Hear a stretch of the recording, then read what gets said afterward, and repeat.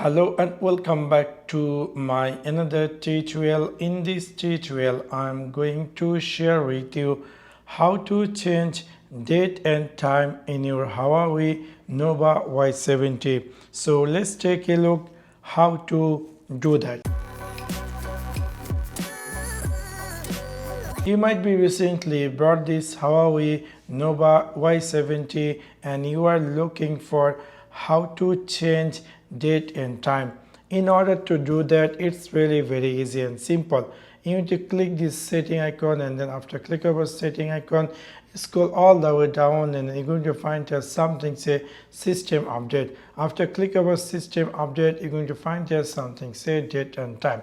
Now you can see if I want to change date and time, it's not invisible, so you have to do what? Set automatically. Just turn this off, and now if you decide to change the date, you can easily change date. If you decide to change time, you can easily change time, and you can make it here. Okay, if I go back, we'll see now it's appear new date and time, which is really quite interesting. It's like you might be in London and you went to Dubai.